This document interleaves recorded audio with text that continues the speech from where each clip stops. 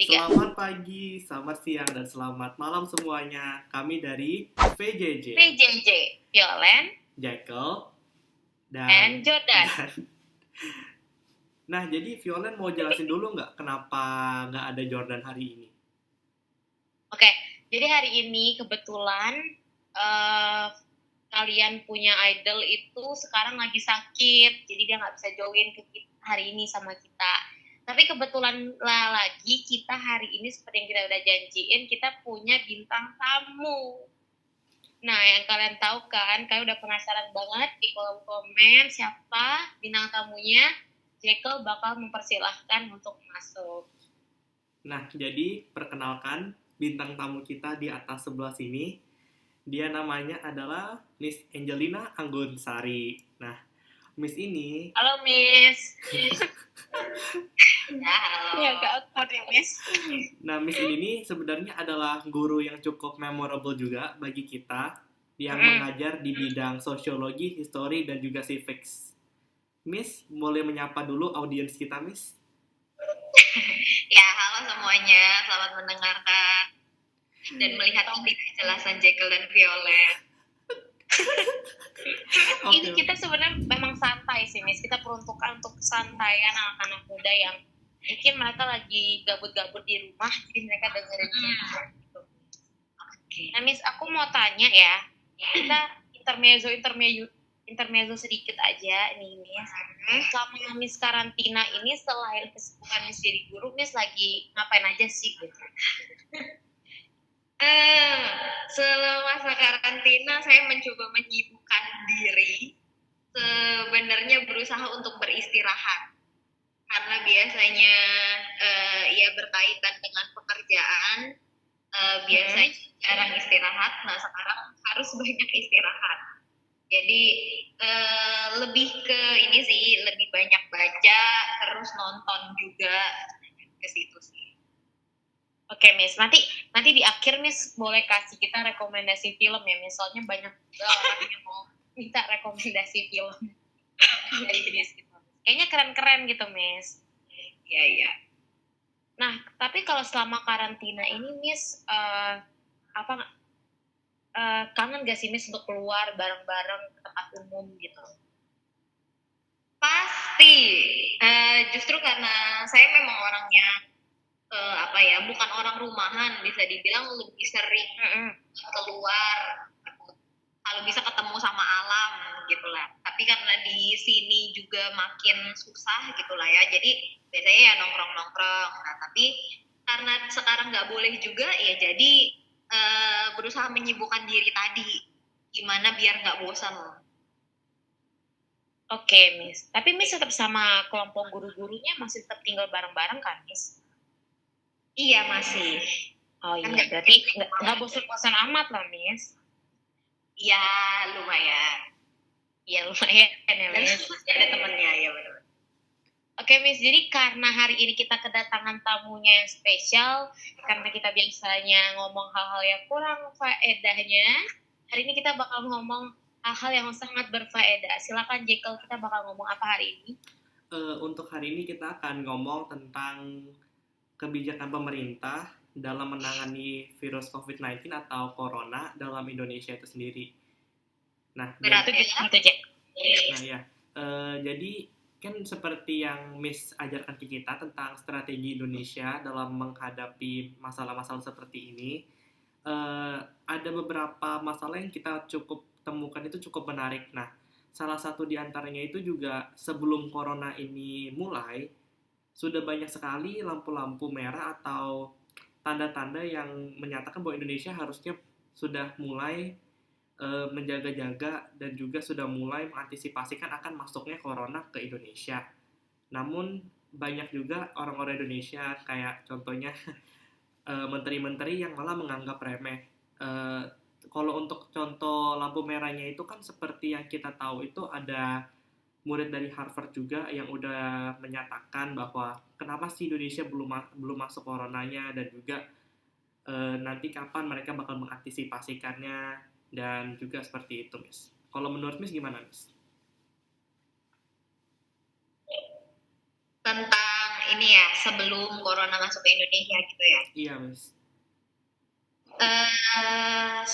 Sebenarnya ya awalnya memang apa namanya cukup optimis sih dengan apa namanya karena karena corona sendiri belum masuk ke Indonesia gitu ya. Jadi ya berarti kita cukup aware dengan masalah itu dan pada akhirnya ya itu juga lambat masuk ke Indonesianya sendiri gitu ya, di saat negara-negara yang lain mungkin sudah cukup panik gitu ya dengan hal tersebut.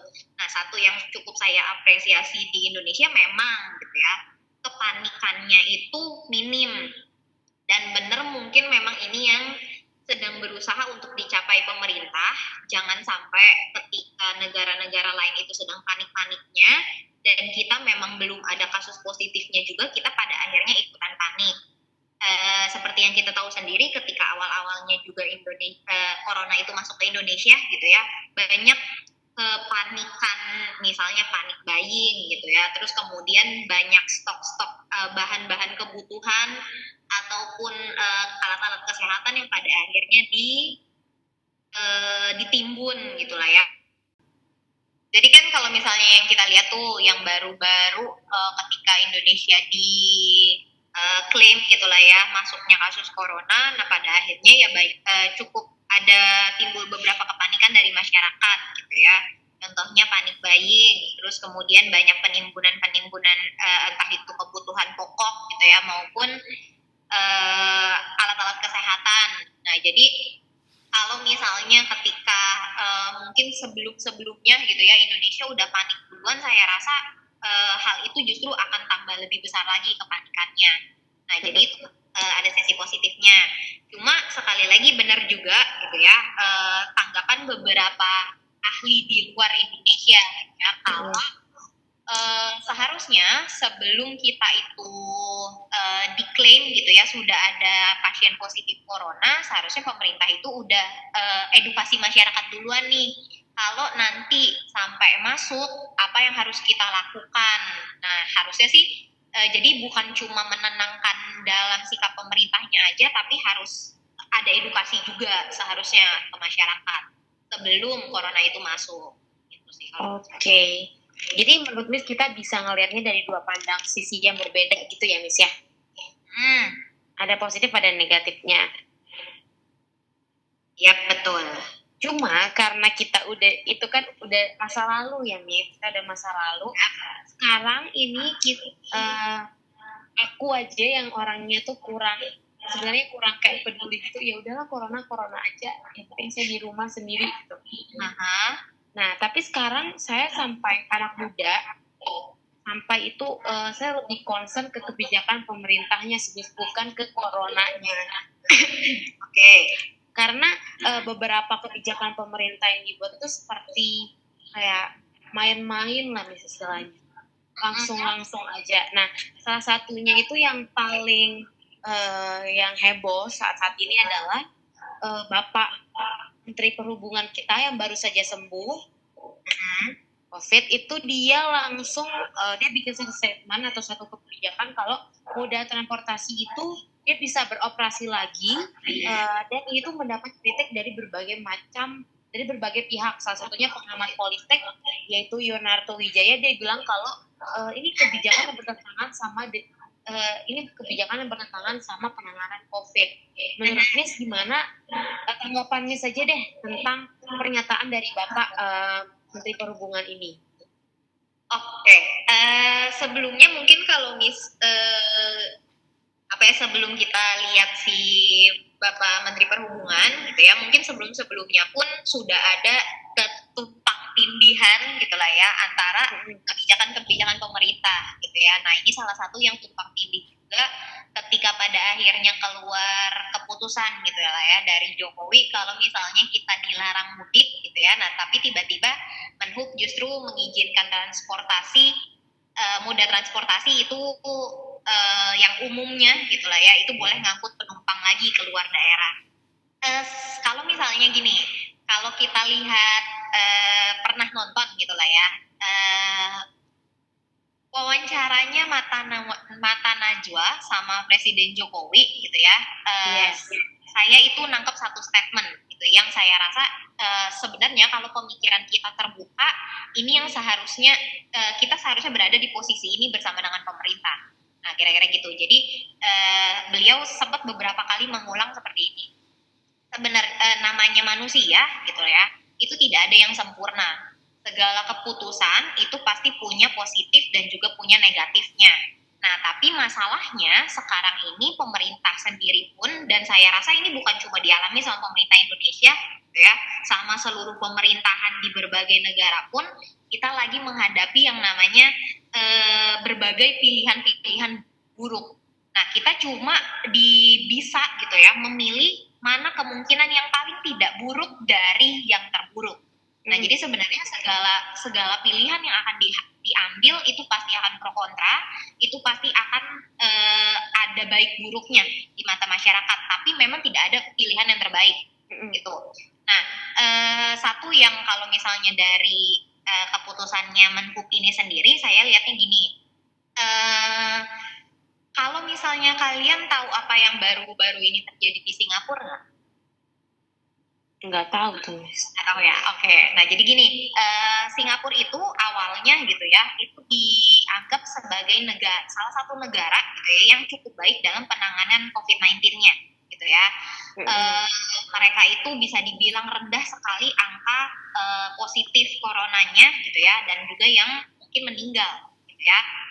Nah, tapi pada akhirnya kayaknya minggu kemarin deh, maksudnya baru-baru ini gitu ya, minggu-minggu ini mereka dinyatakan Singapura itu sebagai negara di Asia Tenggara yang justru paling tinggi sekarang kasus COVID-19-nya gitu ya. Nah, jadi padahal kita udah maksudnya padahal kita sendiri sudah tahu gitu ya, awalnya mereka itu dipuji-puji karena keputusan pemerintahnya gitu ya, tapi kok sekarang ini justru mereka yang menempati posisi pertama di Asia Tenggara yang justru jadi buruk, kira-kira seperti itu ya. Nah, jadi salah satu yang terjadi sama mereka gitu ya, kenapa tiba-tiba mereka tinggi, itu ada satu wisma pekerja luar kalau nggak salah, yang pada akhirnya di situ kan namanya wisma asrama gitulah ya, banyak orang yang tinggal, terus kemudian ada salah satu yang kena dan pada akhirnya di situ kena semua. Nah, kira-kira seperti itu. Jadi kasusnya benar-benar melonjak tinggi di Singapura karena si asrama itu kena. Nah, jadi di sini yang mungkin saya lihat gitu ya, Menhub mungkin melihatnya juga seperti ini. Kalau misalnya ada beberapa entah itu daerah, entah itu mungkin tempat tinggal yang terlalu penuh gitu ya dengan orang-orang, dan kemudian orang-orang itu ya udah nggak punya pekerjaan, nggak tahu harus apa gitu lah ya, kira-kira karena mungkin pekerjaan sehari-harinya juga udah tertutup karena masa corona ini, ya mau nggak mau gitu ya, supaya mereka pun tetap bisa menyambung hidup dan jangan sampai ketika mereka berkumpul jadi satu harus kena gitu ya. Mungkin pada akhirnya itu alasannya Budi Karya mengizinkan moda transportasi umum untuk berjalan kembali. Tuh, nah, tapi sebenarnya satu yang saya lihat juga dari keputusannya dia itu ada bilang masyarakat itu harus ngerti benar-benar kenapa keputusan ini diambil. Jadi Menhub itu bukan mengizinkan ini untuk dipakai relaksasi gitu ya, untuk dipakai jalan-jalan, berpergian, tapi ini benar-benar untuk ya kepentingannya masyarakat gitu lah ya, untuk jagain masyarakat. Nah, jadi lebih untuk menjabarkan deh biar masyarakat tuh nggak ngumpul di satu tempat. Nah, kalau yang saya lihat dari Menhub sih mungkin ya seperti itu pemikirannya. Iya, Miss. Thank you, Miss. Tapi kan kalau kita lihat secara umum aja ya, Miss, karena kita anak muda, apalagi orang-orang tua yang mendengar berita ini langsung kayak shock gitu loh, Miss. Wah, pemerintah berarti udah mulai main-main nih. Nah, makanya dari itu, Miss, kita tuh kayak mau dengan podcast ini kita menghadirkan Miss itu juga bantuin orang-orang untuk lebih mengerti gitu loh, Miss, alasan pemerintah seperti ini. Karena kita sadari bahwa kemampuan literasi kita juga masih kurang gitu loh, Miss. Nah, menurut Miss, tapi sampai sejauh kita udah sampai 2 bulanan lebih untuk virus ini nyebar di Indonesia, Miss optimis gak sih sama kebijakan-kebijakan yang pemerintah keluarkan gitu Miss?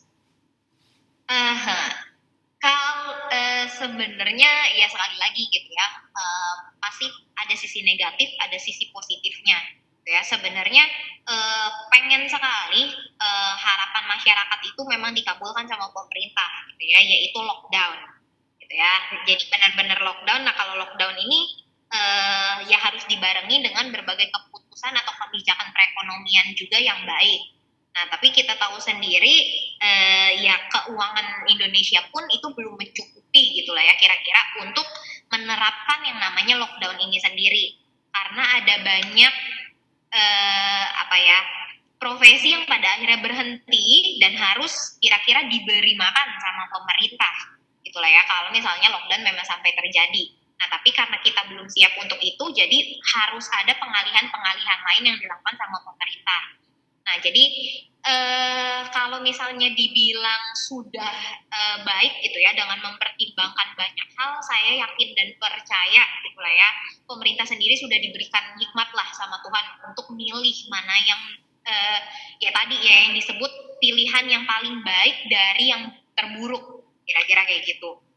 Nah, tapi kalau misalnya dibilang sudah benar-benar tepat dan juga tegas gitu ya, mungkin memang banyak yang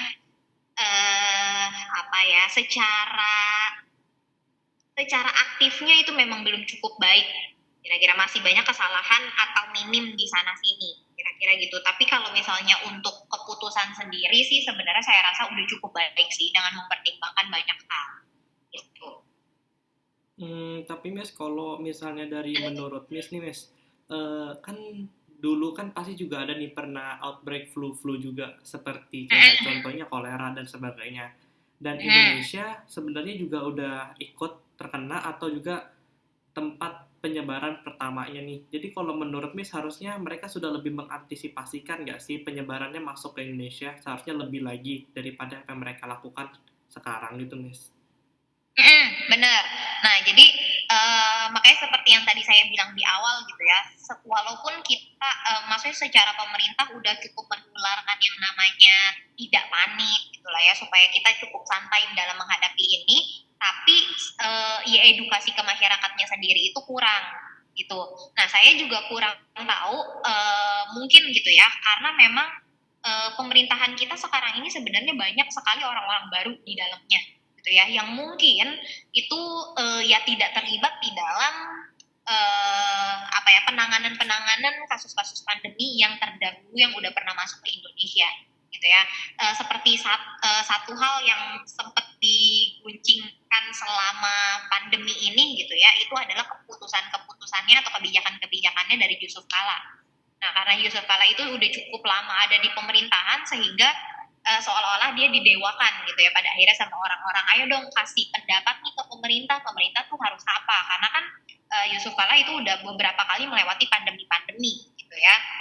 Nah, tapi pada akhirnya gitu lah ya, mungkin ini juga bisa dibilang jadi ujian buat pemerintahan di masa sekarang.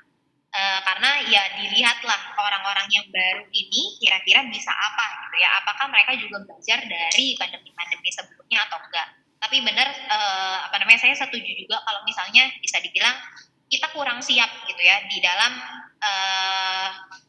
menghadapi sebelum gitu ya corona itu masuk ke Indonesia. Nah, itu masih kurang memang. Oke, Miss. Jadi yang aku dapetin sih Miss ya, dari tanggapan Miss tuh beranggapan bahwa sebenarnya masyarakat juga harus yang kayak bantu pemerintah dengan ketaatan mereka juga gitu kan Miss? Iya, benar. Jadi ini bukan cuma kerjanya pemerintah sih, dan saya rasa gitu ya, dengan masuknya corona ke Indonesia pun itu bukan tanggung jawab pemerintah gitu. Yang awal kena pun itu sebenarnya bukan pemerintah gitu ya, tapi dari masyarakat sendiri. Jadi sebenarnya ini ya harusnya dijalankan dengan dukungan dari kedua belah pihak. Bukan cuma satu komen aja sih. Itu sih yang aku dapetin dari sharing ini adalah Miss bilang, Miss berusaha untuk kasih kita wawasan bahwa nggak semua apa yang kamu lihat di media itu ya benar-benar tanpa alasan, dan apa yang pemerintah lakukan itu pasti sudah dipikirkan dengan baik-baik. Nah, kalau kita nyambungin ke urusan politik, Miss, menurut Miss selama pandemi ini, apakah ada satu kelompok-kelompok tertentu yang mengambil keuntungan dari responnya masyarakat tentang kebijakan pemerintah? Jadi kayak ada menurut Miss ya, kalau Miss baca dan lain-lain, ada nggak sih kelompok yang berusaha untuk istilahnya berusaha untuk kembali naik lagi ke permukaan dengan cara dia menggandeng respon-respon yang kurang baik dari masyarakat terhadap kebijakan pemerintah. Oke, kalau misalnya soal kelompok-kelompok yang pada akhirnya sering mengomentari atau mengkritisi pemerintah, itu pasti banyak gitu ya.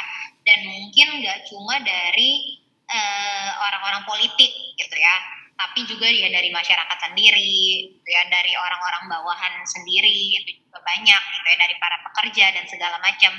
Tapi kalau yang saya lihat sejauh ini gitu ya, kalau misalnya secara perpolitikan sendiri, ya puji syukurnya sih belum ada yang kayak menunggangi hal ini gitu ya untuk dijadikan adu domba antara pemerintah sama masyarakat gitu ya, atau untuk menggulingkan pemerintah sendiri. Sejauh ini sih belum ada kelihatan tanda-tanda itu. Jadi berarti kita harus lihat dari dua sisi terus, biasanya jangan terlalu pikir negatif dan jangan terlalu pikir positif juga, dan jangan terlalu sering menyalahkan pihak yang lain juga kan, Miss ya? Benar. Kalau saya sih mungkin gini, sebelum kita itu komentarin pemerintah, ya coba deh kita belajar untuk menempatkan diri kita sendiri itu jadi pemerintah. Kalau seandainya kamu itu jadi presiden gitu ya, kalau seandainya kamu itu jadi menteri perhubungan, kira-kira menurut kamu keputusan mana yang diambil, yang baik untuk diambil, tapi kamu harus lihat juga apa konsekuensi dari keputusan tersebut. Nah, jadi terus coba deh kamu belajar pilih gitu ya, coba ngelis, kita punya pilihan A, kita punya pilihan B gitu ya. Konsekuensinya kalau misal kita pilih yang A begini, kalau kita pilih yang B itu konsekuensinya seperti ini. Nah, kalau misalnya menurut kamu jadi orang tersebut gitu ya, kira-kira mana yang akan kamu pilih. Nah, di situ sih kita jadi lebih terbuka sih. Maksudnya di setiap keputusan itu ternyata ada konsekuensi tersendiri yang pada akhirnya memang harus diambil, mau nggak mau. Oke, Miss. Berarti inilah keuntungannya kita untuk mengundang Miss. Hal faedah itu tersampaikan ke kita, Miss. Iya. Kalau saya untungnya apa dong? Kalau Miss untungnya bisa melihat kita itu ya, Miss. Kita lebih terbuka aja, Miss, sama hal-hal yang seperti itu. Jadi kita nggak apatis juga terhadap apa yang terjadi di sekitar kita. Jangan kitanya aja enak, tapi kita sendiri haruslah berkontribusi gitu lah. Misalnya belajar dari apa yang Miss bilang, harus berkontribusi dari masyarakatnya sendiri gitu, Miss. Nah, untuk closing statementnya ini, Miss, kita mau Miss ajak teman-teman semua untuk tetap stay di rumah, untuk menaati pemerintah, dan jangan lupa minta teman-teman untuk like dan komen konten kita, karena ini kita minta tolong banget, Miss, untuk konten ini supaya konten-konten seperti ini tuh bisa didengar lebih banyak lagi sama orang-orang. Oke, saya udah ngakak duluan tadi sebelumnya. Oke, nah ya jadi sekali lagi sih ini adalah masalah kita bersama. Tuh mungkin kalau misalnya pernah dengar gitu ya, ada satu quote, saya lupa dari mana gitu ya, we are not in the same boat. Kita nggak ada di kapal yang sama ya, but we face the same storm kira-kira. Jadi kita itu sebenarnya walaupun berada di boat yang beda-beda, kapal yang beda-beda, kita itu sekarang sedang menghadapi satu badai yang sama gitu. Jadi seharusnya kita itu sama-sama punya hati yang sama, seharusnya sama-sama punya pemikiran yang sama untuk nyelesain masalah ini bareng-bareng. Bukan cuma satu pihak yang harus menyelesaikan terus kemudian kita tunggu dan juga diem gitu ya. Nah, jadi sekali lagi karena otoritas yang ada di atasnya kita itu adalah pemerintah untuk saat ini gitu ya, di dalam menghadapi segala sesuatu yang terjadi di negara kita, ya maka turutilah apa yang ada yang disampaikan oleh pemerintah gitu. Karena semuanya itu sebenarnya mudah untuk dilakukan gitu ya. Cuma yang sulit adalah ya kita mau taat atau enggak. Nah, karena kita itu ya sekali lagi gitu lah ya, orang yang selalu maunya melakukan yang berbeda dengan yang dilakukan orang lain, gitu ya, kira-kira. Jadi ya cobalah belajar untuk menaati pemerintah, terus kemudian ya tetap pikirkan kebaikan bersama, gitu. Jangan egois memikirkan diri sendiri. Nah, terus jangan lupa juga ketika kita pada akhirnya sedang tidak terlalu banyak pekerjaan di rumah, nah mungkin bisa diperbanyak melakukan hal-hal yang selama ini mungkin kita nggak sempat untuk lakukan, gitu ya, terutama mengembangkan diri. Nah, jadi ya kalaupun misalnya memang istirahat, gitu ya, jangan justru over istirahatnya, gitu. Misalnya seharian tidur, terus kemudian seharian cuma nonton drakor, gitu ya, terus seharian cuma main game. Nah, coba perluaslah diri sendiri, kembangkanlah diri sendiri, manfaatkan waktu yang ada. Nah, contoh salah satu untuk mengisi waktu, nah contohnya nih, dengerin podcastnya Jekyll sama Violer, gitu ya. Terus terus jangan lupa di like, di share, gitu ya, kalau misalnya menurut kalian memang ini bermanfaat dan bisa membuka ya wawasan kita yang memang baik, gitu ya, daripada kita misalnya tuh nonton prank-prank yang gak jelas, gitu lah ya, yang pada akhirnya bukan berujung baik, gitu ya, jadinya berujung hal-hal yang lain. Nah, lebih baik kan kita mengembangkan diri dengan hal-hal yang positif, ya. Betul banget, Miss. Saya setuju banget, Miss. Ini channel yang sangat bermanfaat, Miss. Oke deh, Miss.